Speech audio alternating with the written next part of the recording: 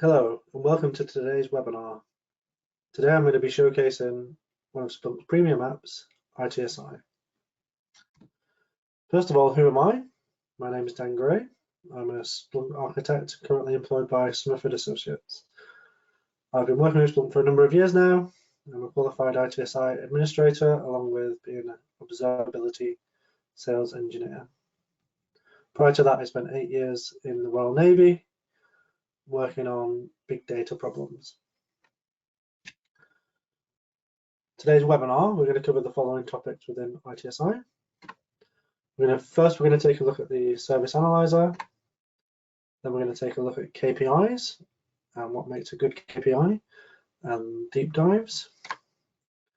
Then we're going to take a look at some of the glass tables we can see in ITSI, some of the features and functionality of glass tables and what they're used for. We're going to look at the alerts and episodes and how Splunk ITSI can help you reduce alert noise. And finally, we're going to take a look at the infrastructure overview within ITSI.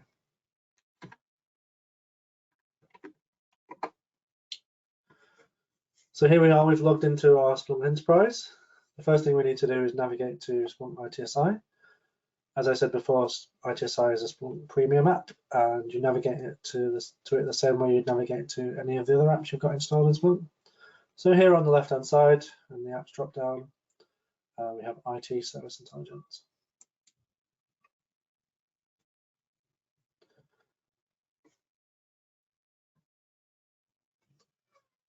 Once you've navigated into ITSI, you'll be greeted with what's called the default service analyzer.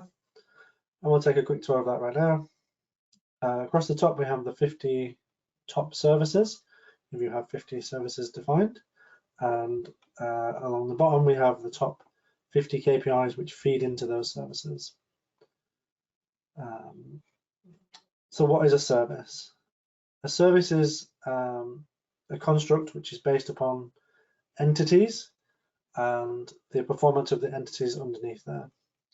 If we take a moment to zoom into a service here, we'll choose on-prem database using the filter there. We see that we have a service here called on-prem database, and within that, these are the KPIs which feed through into that. We'll talk more about KPIs in a moment. Before we do that, I just wanted to show you another feature of the default analyzer, which is the tree view. So over here we have the panel view and the tree view. We click into tree view.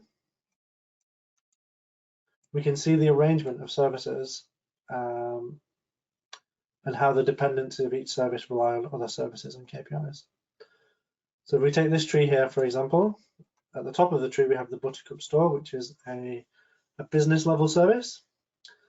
And as we go further down, we'll head into technical services, which are built upon KPIs. Now, why have I showed you the tree view? The tree view is very useful when triaging multiple problems at the same time.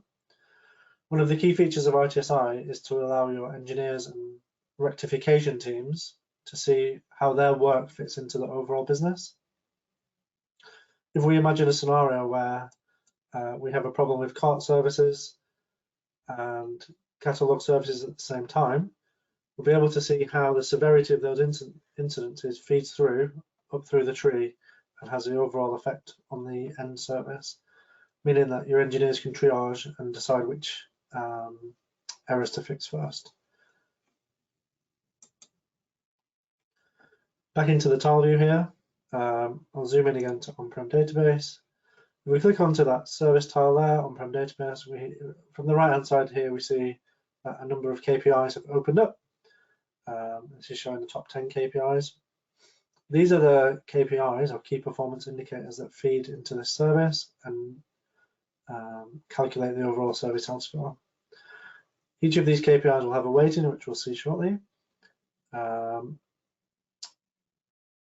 based upon the weighting and the health of the KPI, the service health score is calculated. So to demonstrate that, or to further troubleshoot any issues that you might have with KPIs and services, one useful thing you could do is open all in deep dive, which I've prepared in the next step. So I'll navigate through to that. And here we have the deep dive for the on-prem database services and the KPIs that feed into that. These are called swim lanes from left to right. They're a time-based view of each KPI, and the time should be noted that it matches across each swim lane. So we can see how the health of each KPI, or how the health of each KPI changes over time in synchrony with the other KPIs within the service. So what we're looking for here is stuff like root cause analysis. I'm trying to find out what the actual problem is in your service health score. So here at the top we have the overall service health score. Next one down, database response time, which is, we can see that we have problematic areas. Moving down, CPU utilization looks fine, but we can see here there's some sort of issues with memory utilization and disk space, the amount of disk space that's being used.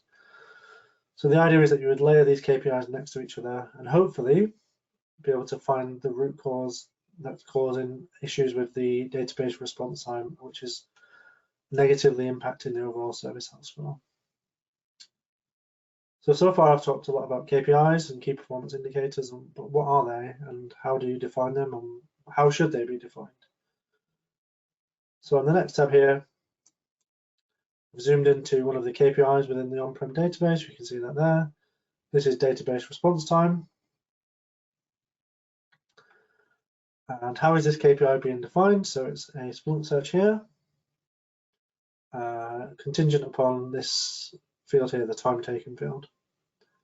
So that time taken field is being monitored and generating an output or a metric, a numerical figure with which we can use as a key performance indicator. But how do we know if it's healthy or unhealthy? So first we're going to take a look at thresholding. Thresholding is where you can define what is normal and not normal within your KPI. So here we can see for database response time, a lower value is healthy and a higher value is not healthy. So we've defined our thresholds here, starting at 200 up to 500. These are fully customizable, not necessarily going to have a low value being good or a high value being good. You can fully customize each KPI to demonstrate which range of values is good. And while we're talking about thresholds, you may have different time policies you might want to enable. So if I click here, enable time policies. In this demo environment here, we only have 24 hours worth of data, so it won't be that representative once it loads. But what it enables you to do is set different thresholding policies by day if you choose to do so. But the granularity is really up to you. But you could say, for example, on Saturday and Sunday, we're expecting much lower values for CPU utilization. So if that number drops on the weekends, that's not necessarily going to be a problem. So you'd set your normal for the weekend separate to your normal for Monday through to Friday. And you do that via these time policies here. The next thing with thresholding and KPIs is anomaly detection. So I'll just read it out here. So it learns the normal patterns of KPIs in real time, and ITSI will trigger a notable event, which is its alerting mechanism when a KPI departs from its expected behavior. So you can use this here so that you don't have to do thresholds manually. You can use the anomaly detection feature to analyze KPI data, and it will suggest to you the thresholds that it would consider normal and then abnormal. It says there certain types of data are not suitable for use with anomaly detection because they produce too many false positives. So analyze the KPI data first, see if it's useful for anomaly detection, and if it is, you can use anomaly detection to set your thresholding windows.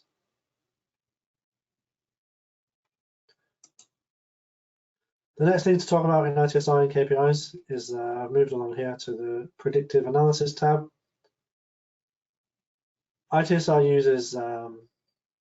machine learning algorithms to predict the future health service, the future health score of your service. So what does this mean? ITSI aims to predict what your service health score will be 30 minutes into the future, enabling you to have a proactive approach. You don't have to wait for something to go wrong. So to do that, it uses, as I said, machine learning algorithms, different statistical functions, which we won't go into as this is just an overview. However, once you get your data into ITSI, you can select different types of algorithm here and train the model. Splunk itself will suggest to you what type of regression models you should use. So here we have, in this one, a random forest regressor. For the mathematicians out there, you'll understand what that means. But the key takeaway from this is that you can use machine learning algorithms and statistical models to enable ITSI to give you an estimate of what your service health score will be 30 minutes into the future. So as I said, that enables you to take a proactive approach. So then we have services and KPIs. That's great and all, but what do we actually want to do with them? And how do we represent those things away from the default analyzer view where we see a number of health scores? To represent them better or in a different manner, you can use ITSI glass tables, which is very similar to Dashboard Studio in normal Splunk. You have all the same functionality that you have in Dashboard Studio. Here it is in ITSI and it's called a glass table. The idea being in a single pane of glass or a single table, in a single window, you can have all the information that you need at your fingertips. And here on this glass table, this is based on a retail business. This is a great example of the difference between business services and technical services and representing them both in the same sort of place. So within this glass table here, I'll start at the bottom because it makes more sense logically to do that. We have technical services and KPIs. So the web store and the front end, and those are more technical services and they're based upon these KPIs here. CPU utilization and storage, the amount of storage free. While at the top, we have more business level services. So for example here, our SLA performance, that isn't based upon computers and routers and switches. That's based upon a more nebulous concept that enables you to, a nebulous concept that you can use to define business services. So here, the health score for our overall e-commerce availability is about 100. Uptime is doing really well. But what it enables you to do and what it shows, hopefully, is how those technical services and KPIs feed into the overall business health. So here in glass tables, like I said, it's got all the functionality of Dashboard Studio. So you can edit these and add new widgets and different ways to represent your data. And also it has the functionality of background images to add context to your data. As we can see here, the world map and the different icons here sitting in the background, being overlaid with single value panels primarily here, a couple of spark lines and some color visualizations.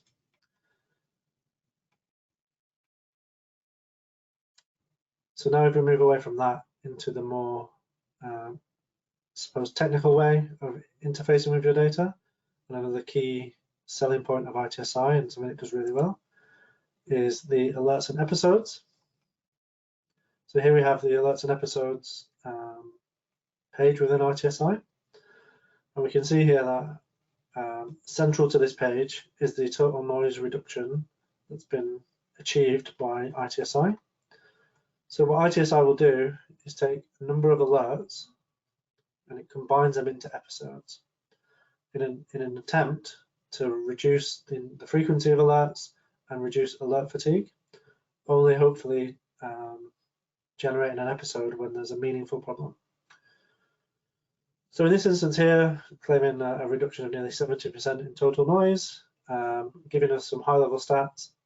The mean time to resolve or resolution over here of 365 minutes. That's not great. As we scroll down here, we can see the, alerts and events and episodes, being generated by the demo environment as we watch it. We can see here that on-prem database, we have 6 issues, let's call them, and of a severity of high. And we click into that. We can get some more information about this this episode that's been generated. And essentially, this is the ticketing system within ITSI. So we can see lots of information about what's going on and how the service topology of where this issue on-prem database fits within the overall business. One thing that we can do here is we can click into similar episodes, which is a very useful thing. So ITSI will group things that it's seen in the past into these groupings of similar episodes. So if something similar has happened in the past, so here we've got one that's very similar, on-prem database issues, it's the same. We can see if this issue has happened before, and we can utilize the comments, or if any comments have been made. There's been no comments on this one because no one's taken ownership of it, but in the previous events, hopefully some comments will be made, and you'll see how it was resolved last time. You can also interface with external ticketing systems and the normal sort of actions you can do in core Splunk.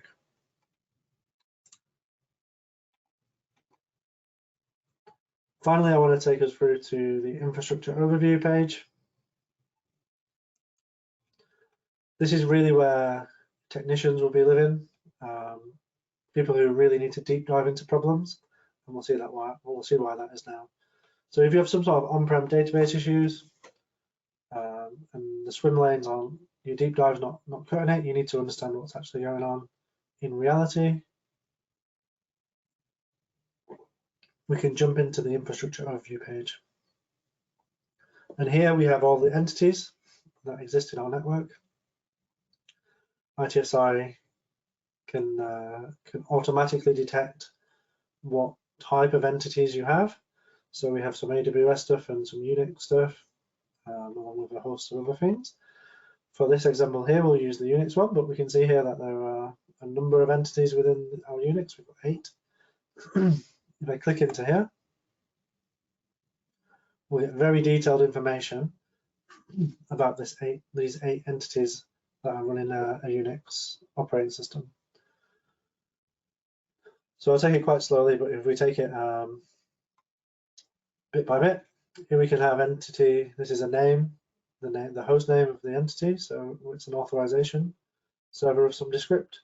And here we can see that Splunk and ITSI have information about that entity itself. So stuff to do with the OS and the IP and the host name. But more importantly, we can see here the metrics that are coming out of this entity. So using something like the Splunk add-on for Unix, we can pull out metrics, or we may use an open telemetry collector to do the same job. We're pulling out metrics about authorization or auth 01, and we can see CPU utilization, memory utilization, disk utilization. So what we're really doing here is we're really drilling down into each entity and seeing how that entity is performing and how that entity is impacting our overall service health score. All right, so that was a ton of information, so I think we need a quick recap to talk about what we've seen today. The first thing we saw was Service Analyzer. Service Analyzer serves as the starting point for monitoring your IT operations. It enables you to see the health of your IT environment at a glance. Within the Service Analyzer, we have 2 views, the tile view and the tree view. And in my opinion, the tree view allows your resolution teams to prioritize incidents by severity of impact to the organization, so the most critical issues are addressed first. So the tree view allows you to see where your outages fit within the overall business. Next we saw KPIs. It's best to have 20 or fewer KPIs per service. You should really try to limit them to things that you care about the most and will act upon.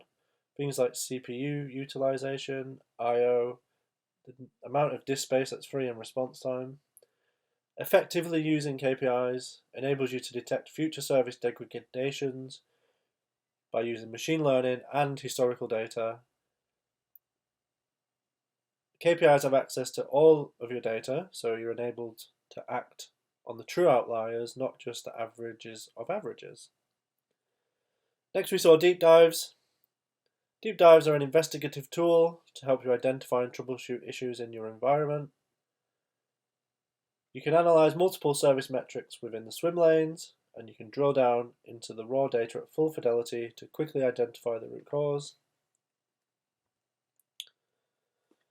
Then we saw some glass tables. Glass tables enable you to monitor what matters most to your organization. By using a performance dashboard, you can track KPIs and service availability. The most effective glass tables that I've seen are the ones that add context to your data. So they'll add context to your KPIs and service. So it enables you to see at a glance what your data means to your business. Next we saw the Alerts and Episodes tab. Alerts and Episodes contains automated event aggregation. This enables you to collect and enrich events from multiple sources into a single framework. You can also trigger alerts as data enters the system using out-of-the-box machine learning policies. And finally, we saw the Infrastructure Overview. The Infrastructure Overview monitors the health of your overall system so you can quickly understand the availability and performance of your server infrastructure in this case.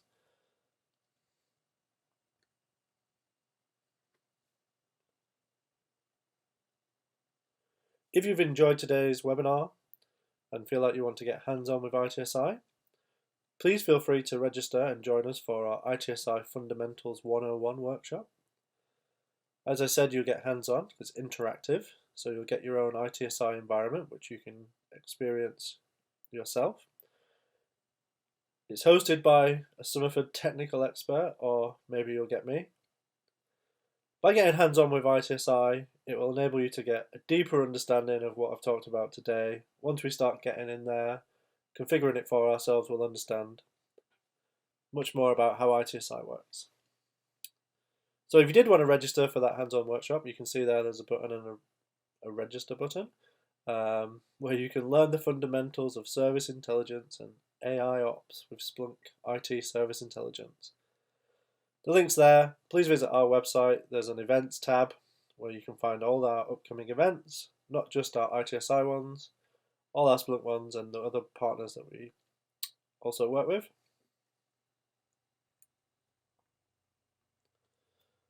That brings us to the end of our webinar, which just leaves me a few things to say. If you have any questions, please feel free to email them over at info@somerfordassociates.com. Whether those questions are about ITSI or Splunk in general or anything else, please feel free to email them over. If you want to keep notified about what Somerford Associates are up to, check us out on LinkedIn. All our webinars and workshops get advertised on LinkedIn.